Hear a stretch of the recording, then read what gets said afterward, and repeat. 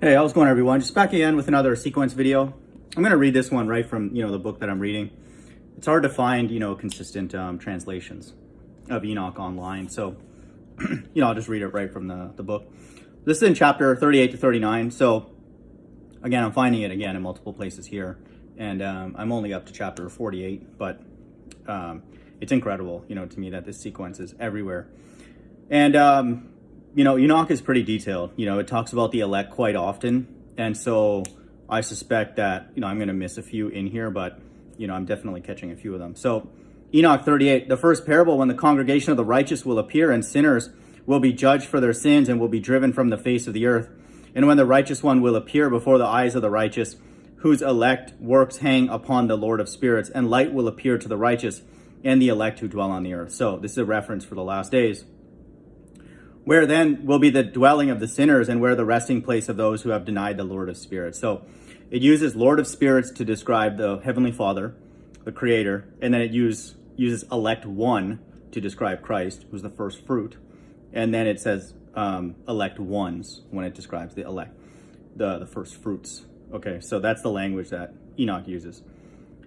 Listen to this. It had been good for them if they had not been born. So they're just going to be destroyed, deleted.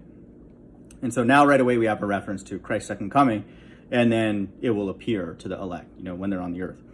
When the secrets of the righteous will be revealed and the sinners judged and the godless driven from the presence of the righteous and elect, from that time those that possess the earth will no longer be powerful and exalted. So this is the time of the Great Tribulation. God's literally rattling the earth with the plagues, and it's worldwide. That's the unique thing about the last days, because like it said earlier, it's it's a time of judgment. Dwelling of the sinners and where the resting place of those who had denied the Lord. It had been good for them if they had not been born. When the secrets of the righteous will be revealed and the sinners judged. Okay, so this is the time of the Great Tribulation. I'll read verse 4 again. From that time, those that possess the earth will no longer be powerful and exalted. So it's a steep decline in power. And they will not be able to behold the face of the holy, for the Lord of spirits has caused his light to appear on the face of the holy, righteous, and elect.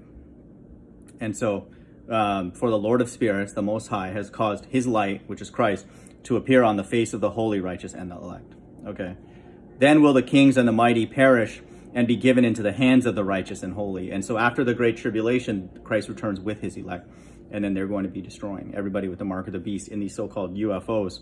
And from then on, none will seek for themselves mercy from the Lord of spirits, for their life is at an end. Okay. And so in other sequences that I'm about to, record, it talks about how the destruction is permanent, which is consistent with every other narrative in the canonical, quote unquote, canonical Bible. So, Enoch to me is, very likely at this point, legit or whatever. I don't know what term to use, but, it's following the exact prophetic sequence in the last days. And then chapter 39 goes into detail about the kingdom. So, maybe I'll just read the whole thing actually.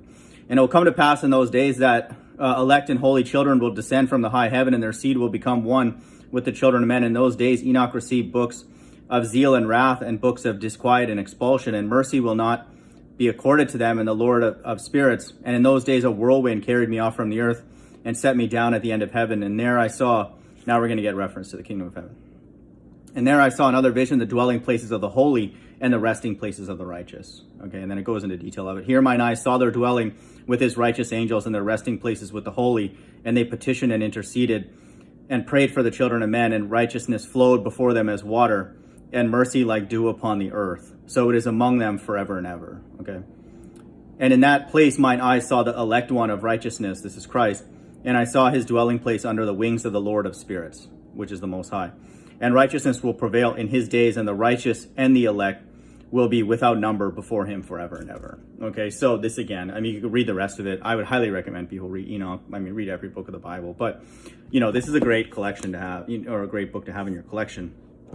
And, it's incredible. So Enoch 38 to 39 reaffirms the sequence. Hope everyone's doing well. Bye.